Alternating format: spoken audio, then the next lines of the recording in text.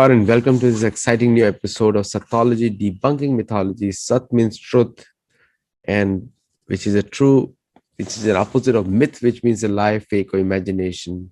Sattology means a science of truth, and mythology means actually a study of fake, lie, imagination. The mythology word was first used in 1800s, in early and mid and late 1800s, because I do not know exactly when was the first time it was used, but generally 1844, you can say, to prove to the world that ancient Indian history or Vedic history is imagination. And since then, it has been used all over the world. First, it was used for Hindus, then it was used for South Americans, and then it was used for other people. So it's a very recent word. Before the South American conquest of the Papal Bowl was completed, it was generally referred to as they were not civilized. Same thing it was told to the British Crown, the Indians are not civilized, and therefore Max Muller was sent to destroy the people's faith in Varnashram. Now, today we also going to talk about some medieval history, because medieval history is one of the most incorrectly told. Ancient history is correctly told. Ramayana, Mahabharata, we can prove it. But the medieval history has been completely wiped out or rewritten. The narration is so much against the Vedic culture or the Hindus, which is we're going to find out. So one of them was Khilafat movement, and we all know how it started, but we don't know the real stories. So today we have author, and he has written some wonderful books, Sacred Swords, Swift Horses.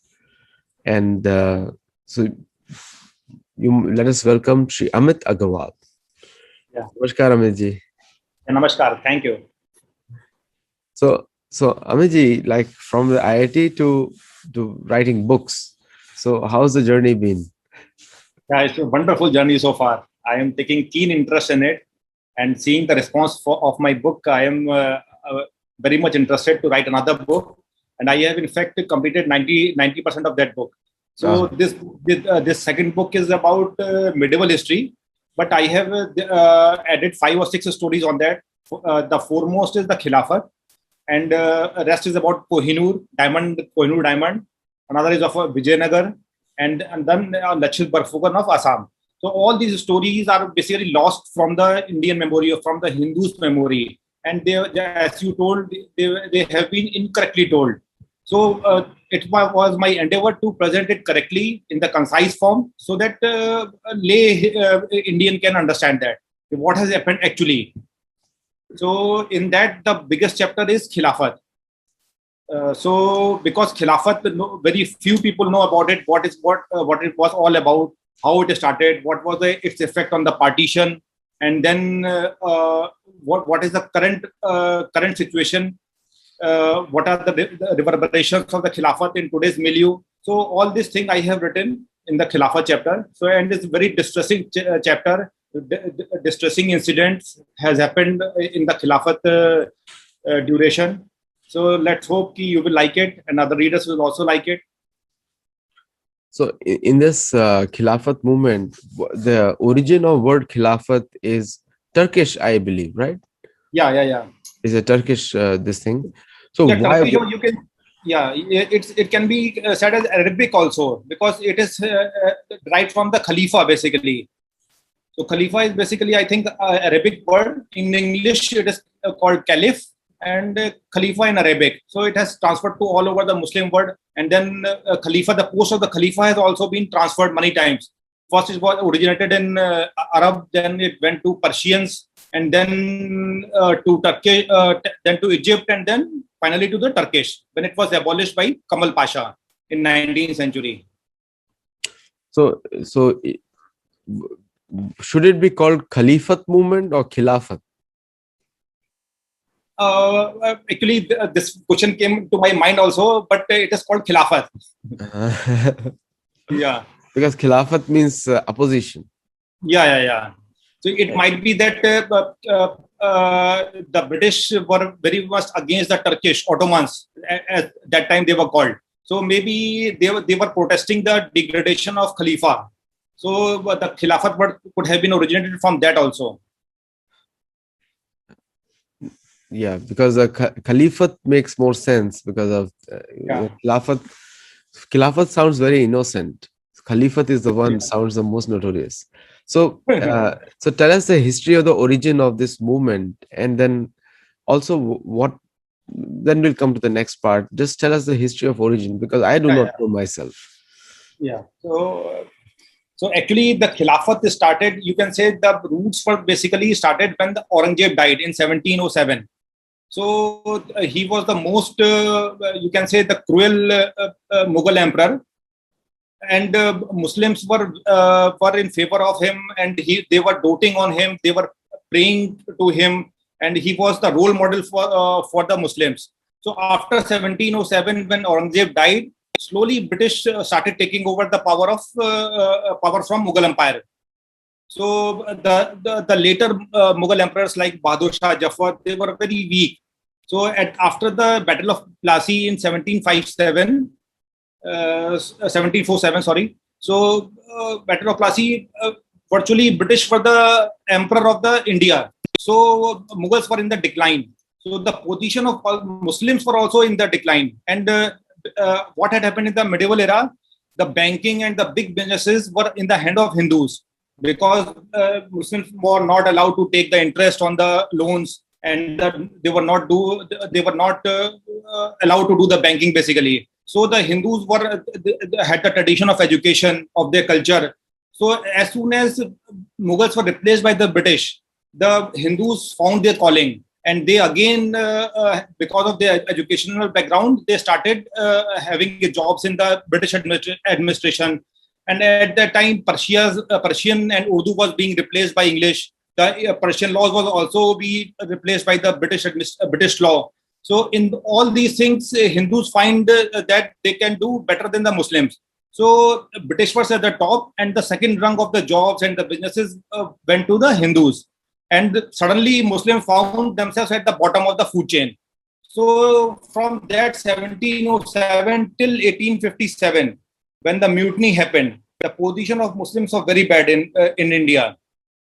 So after the mutiny, British trust the Mughal Empire and the Muslims like anything. So at that time, few Muslims realized that their position, they were rulers, they were conquerors. So why their position is so bad in India? So one was Sayyid Ahmad Khan of the Aligarh movement. So he tried to awaken the consciousness of the Muslims. They were once the rulers of the half the earth. So what has happened to them, like that?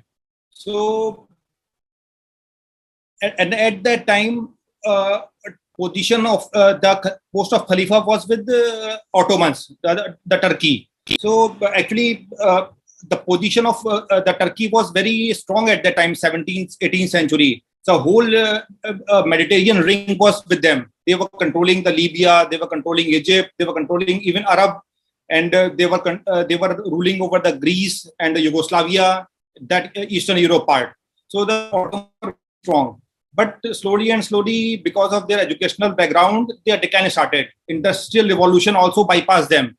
But because of industrial revolution and colonialism, Western European powers like England, Britain, Portugal, and the Spain, they become the new world powers.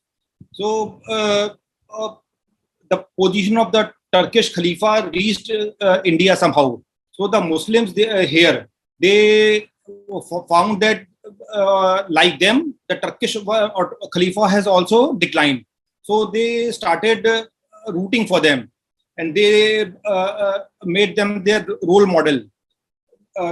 Like if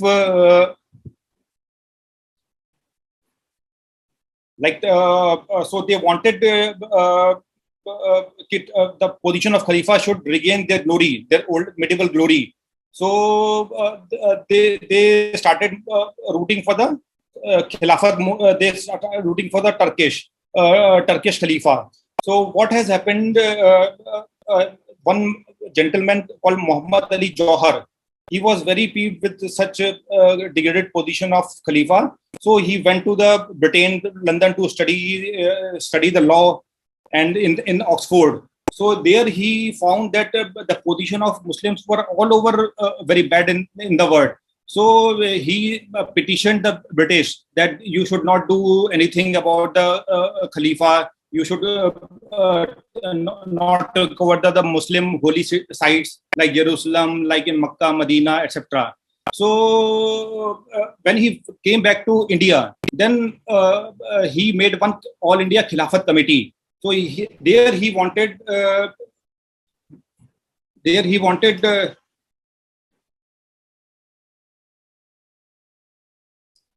hello. Yes, we're there. Yes. Yeah, I thought I lost you. Ah, we're there. Yeah. So he made one political party called All India Khilafat Committee. Mhm. So from there, what happened? They were rooting actually for Turkey, but they were raising the consciousness of Indian Muslims. So they were saying you should also awake, you should take part in the freedom struggle, and you should get rid of the Britishers. So like that. So what they did, and in the meantime, Gandhi also came back from South Africa in 1915. So Gandhi was also looking for the common platform, and he was rooting for Hindu-Muslim unity also.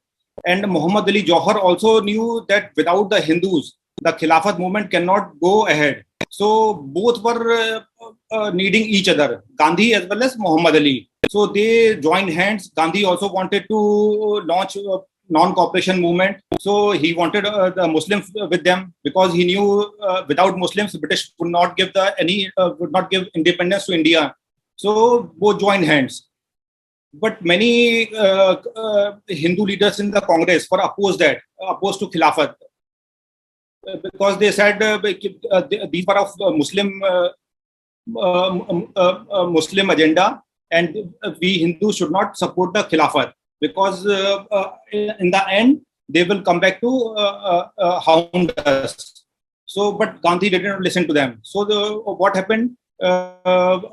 They both went together from 1919 to 1922. So there was at least at the political level, Hindu-Muslim unity was there. So everybody was hugging each other, and it was good. So British was also very surprised by such unity. But in the when 1921 at the ground level, there was no such evidence of unity. There were many riots that was started happening. The most violent was Mapila riot in Kerala, in North Kerala.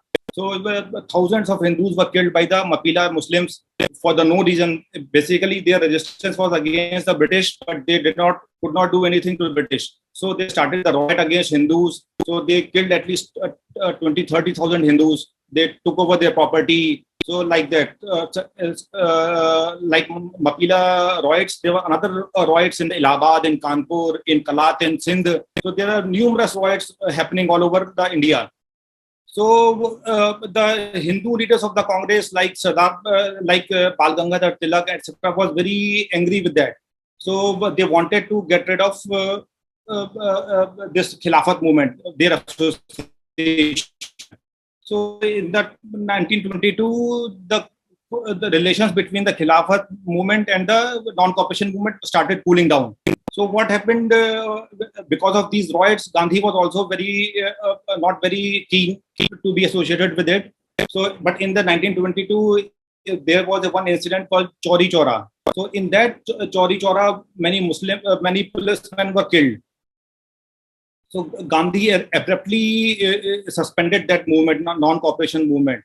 So because of that, this Muhammad Ali and his brother Shaukat Ali and other Muslim leaders like Abdul Bari, they got very angry with Gandhi when the movements were at the peak. Why it has been suspended? So from that point, the roads for the Khilafat and non-cooperation movement was separate. The roads were divergent, gold was divergent. So from there on, they wanted a separate nation. So this was the origin of the Khilafat. I think I have said enough about the origin.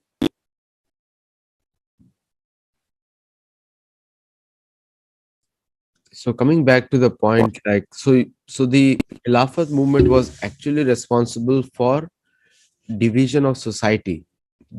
Can you say that? Yeah, division was already there because Muslims, they never wanted to work with Hindus because for their own goals, for restoring the glory to the Khalifa and the regaining their old status in India, they joined hands with non-cooperation with the Congress basically. So at that, for the 3-4 years, our goals were in synergy. We were in synergetic. We wanted the same status. But after that, after the Chaudi Chora, when it was suspended, then our roads were divergent. Yeah. हमारे रास्ते बिल्कुल ही अलग हो गए तब से. Yeah, because what was the ultimate goal of Khalifat movement or Khilafat, whatever Khalifat? What is the So ultimate goal? yeah, so it was because the position of Ottomans, especially after World War One, it finished in 1918. So it was very Turkey lost that World War because he joined hands with the Germany. So the control over Libya, the control over Egypt and Yugoslavia, Greece, it was all taken away by from the Ottomans. And the current Turkey, which is called Asia Minor, it's rest with that only. So it was basically partitioned like India. And the Khalifa was for the namesake only. So they wanted that the Khalifa should be all glorious like that. But in the 1921, another ruler of Turkish called Kamal Pasha, he took the name after Ataturk, Kamal Ataturk. He wanted the Turkey to be a modern nation. He wanted to be on the model of Britain and France. So he abolished the Khalifa system. One day उन्होंने क्या किया कि खलीफा को लिया, एक special train चलाई Switzerland की, and he उसको बैठा के उनको टर्की से बाहर कर दिया उसको. एंड उन्होंने बोला कि यहाँ पे इलेक्शन होंगे, there will be democracy. And then he also earlier the Turkish language was written in the Arabic script, and he said he wanted the break with the Arab ancestry. So what he took the Roman script. So from then on, Turkish is written in the Roman script. So you will always say as it is English or French is written if you read the Turkish language. So he made the complete break with the Arabs, and Khalifa system was abolished. So, but Indian Muslims did not find any wrong with it because their main goal was to take the power in India. But since they were outclassed by Hindus by 4:1 in the population, so they knew they won't get the power in India. So then they started rooting for the separate land. So then many leaders like Iqbal and Rahmat Ali, they came. They started propagating for their separate nation. So from that, the birth of Pakistan as an idea took place. And then when Jinnah took the control of Muslim League, then there was no end to it. And in 1947, 47, India was divided into two. In fact, Jinnah at the end of 1946, he wanted the united India.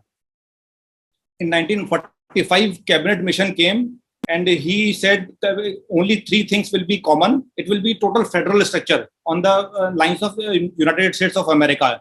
Means communication, defense, and currency will be one. Otherwise, everything will be different. The control of the states will be there with rest with the provinces. But Nehru was not ready for that. So in the one fine day in 1946 in Parliament, he gave the speech that this cabinet mission proposal is not agreeable to Congress. So partition. Then from that point, Jinnah got rigged, and he said now he wants only Pakistan, nothing else. So then the rest is history.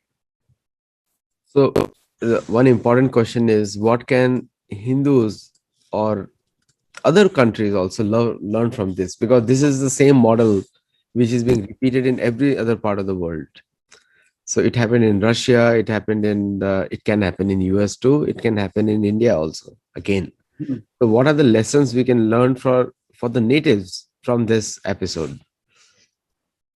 actually that reverberation of Khilafat is still going on, because even now Muslims are rooting for their separate states. As you must have heard in the Bengal, we will make 4 Pakistans. So in Kerala, in Kashmir, the same statements are coming. They have not lost any of their old medieval thinking. So they want to break up India even now. So what we have to do, that we have to be very united. First of all, we have to be strong, so that the opposing forces are always at the bottom. We are always at the top. So the unity and the strength is the foremost for us, for Indians, for Hindus. But in democracy, these things don't Yeah, work. So the yeah. democracy, the rule of the people work. So what is according to you is a solution for this problem?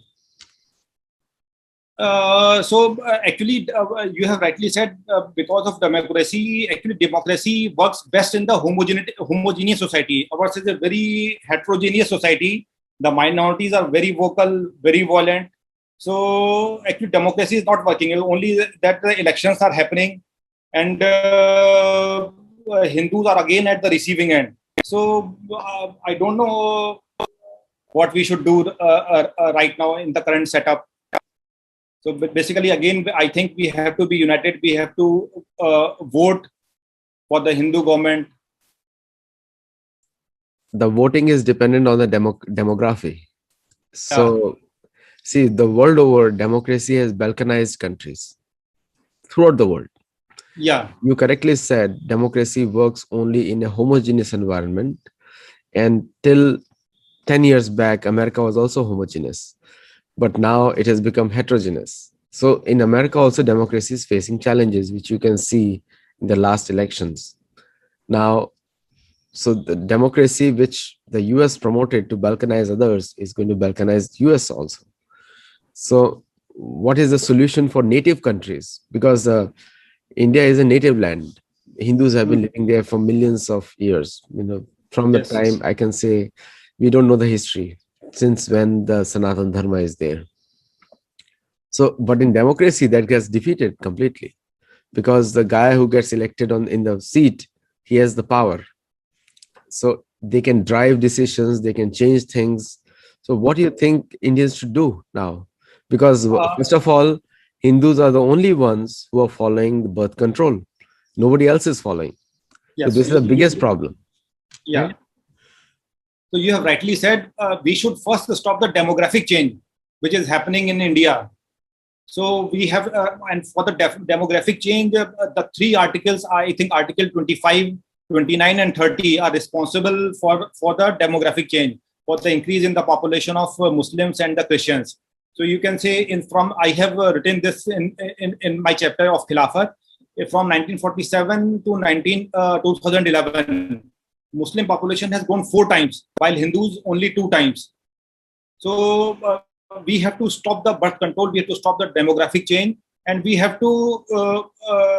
I think in Article 29, there's a freedom of conversion is there. So we have to stop that article. Maybe we have to change, tinker with that constitution. I don't know how to do that, but this Article 29 and 30 is very harmful to the Hindus. So by that, the logic is that demography should not be changed. It should be kept for 20, 30 years like that only, like the present one. Then only I think the situation will be stable. Or another option can be that the Hindus should actively get involved in conversions, because that is also a viable alternative, because there's a freedom to preach anybody's faith in India. So anyone can Yeah. preach their faith. So the Hindus should also get involved in sharing about the best parts of Hinduism. Every Sanatana Dharma has always been scientific. So when that Actually, happens, I have a point here. Actually, Hindu is not a missionary religion, so we don't have any history of conversion. So we never forcefully or by will, we have not interested in the conversion from other faiths. So that's why we were very weak for, at this point. Even in medieval era in Kashmir and in Odisha, you can say the people who were converted from Hindus to Islam by force, they wanted to reconvert back to Hindus, but we have not allowed. You must have heard about the Kashmir in the Odisha also. So there were the rulers who were converted at the point of sword, and they wanted wanted to came back to the Hindus, but we have not allowed. So we have to change, I think, for this, and we have to actively think of the conversion, like you said.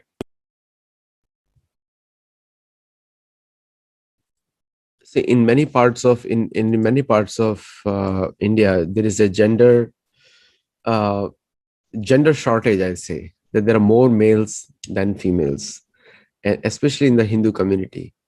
Now, if the Hindu leaders, because Hindus, our Shastras openly say anyone can follow Sanatana Dharma, anybody.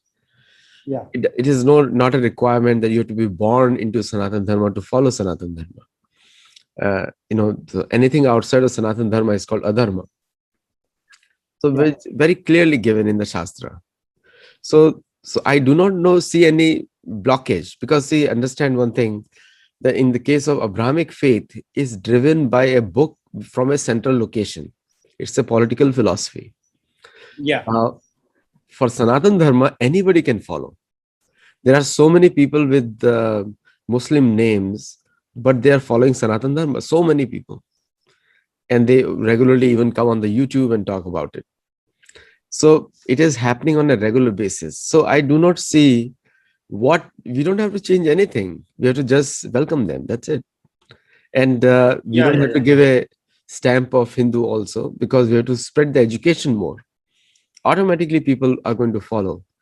In America, more than 40 million people follow yoga. And the first greeting usually they use is Namaste. Now, it's become a fashion trend in America, like Namaste.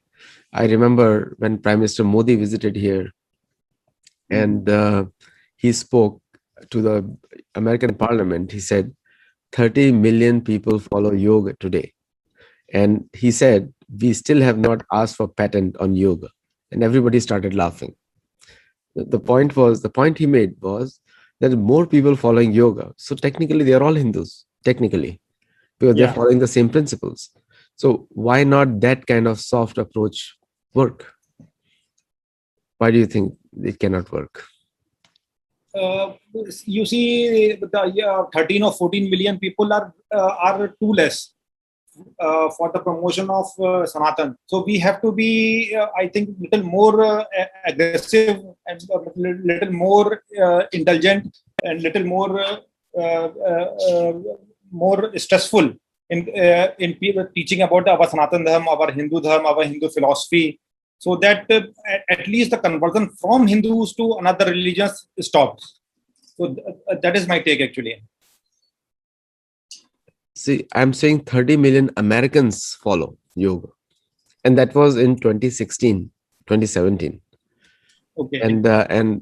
But now the numbers have increased in America also. I estimate 50 million. Now, 50. 50. It was 30. Okay. Now it must be 50. Because of COVID-19, more people are doing yoga. Okay. Most of the yoga schools are online. Mm-hmm.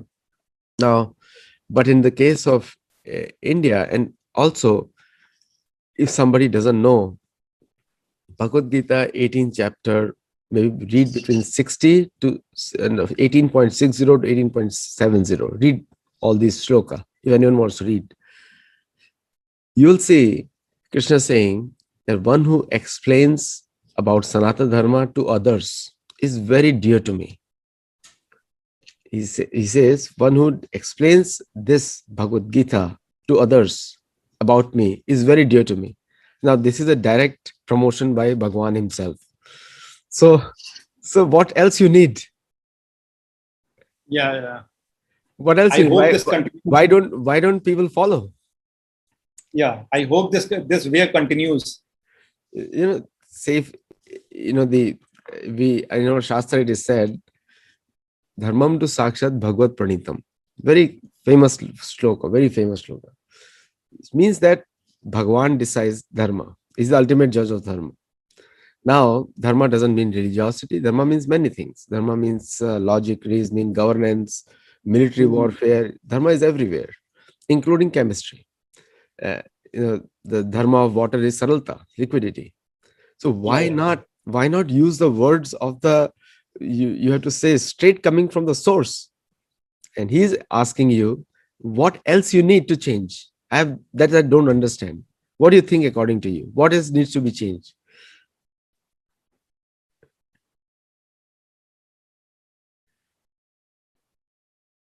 actually, your voice is not audible here. You are not audible. No, what I'm saying is that Ah, already the instruction is there in the holiest book of Hindus that you should go and yare dekhe tare kahe Krishna upadesh. Go and speak and accept everybody else. You know, why we're not doing it? What is the mental block? maybe because we are not in the propagation of our religion. We don't talk about it in the public. Maybe because of that, we don't educate the people. We don't educate the other people, other religion people about Hinduism, about the Sanatan, about the good qualities of about the tolerance of Hinduism. So I think we have to educate the other people. We have to talk about it in the open forums, in the public forums, like that. The if so when somebody says that we are not into conversion, that's a faulty statement. It's a myth. It's a myth because Bhagavad Gita doesn't say that. I don't know where it is coming Hmm. from. So again, it is a propaganda by the leftists and opposites of Hindus who are telling Hindus that it is not the case. You are not supposed to preach. But Bhagavad Gita says you to preach. Now, do you want to follow the leftists or commentators or Bhagavad Gita? That's a choice. So, but Bhagavad Gita Yeah, is encouraging you to convert to more. Convert means remove bad habits and bring good habits. That's yeah. conversion. The other way, Hmm. it doesn't work. So, by doing that, you're going to stop animal slaughter. You're going to stop all other diseases coming from animal slaughter. You are going to promote yoga, which is going to make people healthier. They'll have better mental Hmm. balance. They will be more educated. Now, there are many things. Conversion doesn't mean, I become from a good person to a criminal. Conversion always is towards the positive. So, removing bad habits is a conversion. Yeah, So Sanatana Dharma inculcates good habits and yeah, good behavior. So, that is not conversion, that is civilizing people. So dharma means civilizing. Like dharma means civilized person. A dharmic person, yeah, civilized person is called an Arya, civilized person. So why not make people Arya? From anywhere they come, as long as they have good qualities. So this mental block is a bad propaganda by somebody. I do not know who said it. Bhagavad Gita doesn't say yeah. it. So And it is common thinking that Hindus do not preach, they do not propagate. So as you said, it has now become a myth. it's a myth.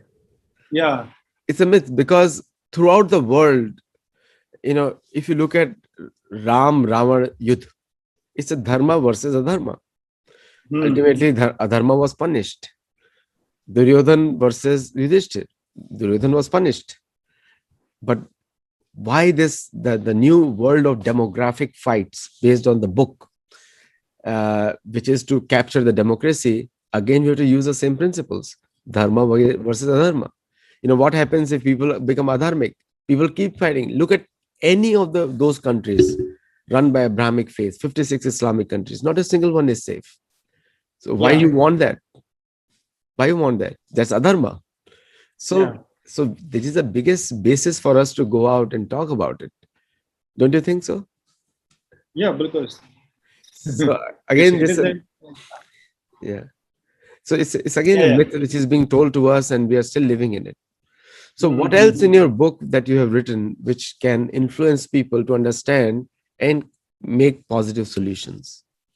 Yeah. So another chapter is about Vijayanagar. You must have heard about the Hampi.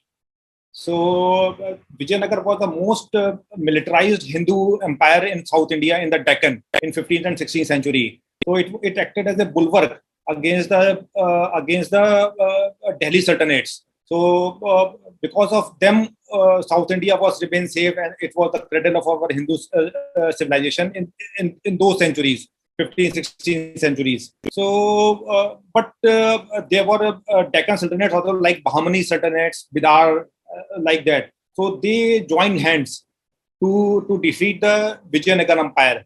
There were five Deccan Sultanates. They were fighting with each other all the time. But when they could not defeat the Vijayanagar kings, then they joined hands and then defeated in the Battle of Talikota. In that, those five sultanates joined hands, but no Hindu king came to help them.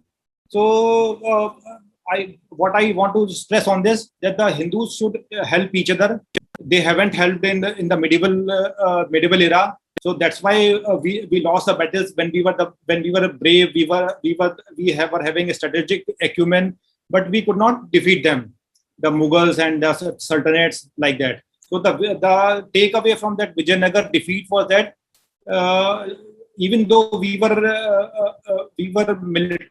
having a cannons, we were having a latest guns supplied by the Portuguese. At that time, Portuguese came to Goa. Even then, we lost because we were alone at that time. So Hindu kings never thought of helping each other against the Islamic empires. So in that chapter, it was about that only. So how our disunity defeated us. See that, yeah, good point you made. And the thing is, unity cannot be brought based on political issues. Political issues don't create unity. Political issues can give you a purpose, but doesn't create unity. Now, the principle of unity is the emotional connection. That's it. You like somebody because you like it. There's no other reason behind it sometimes. So they in some cases, political motives and other things, these are all temporary. But we have the biggest thread of unity right with us, our scriptures, which is whether you are speaking Tamil or Telugu or Bhagavad Gita or Bengali or Punjabi, everyone follows one book, Bhagavad Gita. And that is the biggest cause of unity for American Hindus also, because most of the yoga schools, at the end of the day, when the yogis or American yogis who become advanced in the doing the asana and other things, they start discussing spiritual topics. I was shocked to see one of my best friends, and he runs the biggest yoga studio in one of the city too, and probably he's called the most flexible man in the US. That's what they call him. And so ultimately, I saw him talking about Bhagavad Gita, and I was shocked. Nobody told him nothing. So yoga from the asana leads there. So so that is the biggest cause of unity. Like, but I have never seen that being promoted amongst the Hindus to create unity. Do Yes. that's again a mythology, because the book which can unite you, you're not using it. And in Yeah. that book, it is written, Yuddecha Palayanam. When there is a war, never show your back. Written over there. That is the duty of a Kshatriya. Kshatriya means Yeah. anybody Yeah. can become Kshatriya who has the qualities. It doesn't mean you have to be born in that race. So, another point is the racial politics. Uh, the so the most of the religion based races, like for example, race is an anthropological term, but the Muslims are united based on a book. So in India, there are multiple races. So the same Hindus can be united by a book. The book has united them, the book unites here also. And when you start doing that, then it's going to create unity in Pakistan, create unity in Afghanistan. There's few Hindus, and they're Yeah. going to start expanding. But the thing is, what we have been told is that you have to be secular, you have to be independent of the religion. The moment you are free from the book, that means you are intelligent. That's what you're told. But the whole world is falling for Bhagavad Gita. That means it is Mhm. giving them a value of intelligence. Why is that? Why that is not being told to all the Hindus? So actually, I was referring to the unity in the battles. Actually, not at the ground level. You must have seen in the medieval history, the Hindu Raja actually fought alone.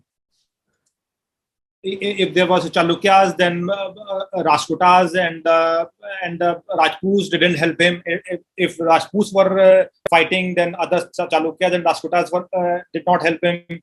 So like that in the Vijayanagar also, the king was all alone, and that was the subject of my topic. Why it has happened all the time? Why Hindu never united in the battle at least?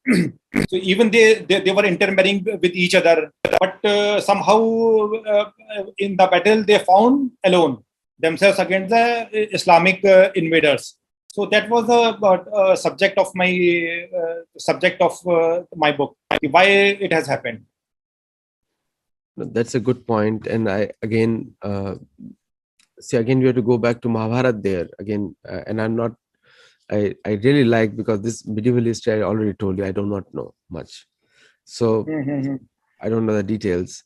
But good point you brought in. But the if you look at the preparation of Mahabharat war or even Ramayana war, there were significant attempts being made to create unity, like through alliances, like Sugriv and Bhagwan Ram's alliance, and Yudhishthir and the alliance of the other kings who were not willing to listen to him. They were subjugated by the military force, Yeah. and so there are different ways to do it. And I think it's your book will be a valuable inputs to those who want to do that. So thank you, Amit ji, if you have, for your time, and wonderful speaking with you. And look forward to the next session. Thank you Thank so you. much. Thank you. Namaste. Namaste. Namaste.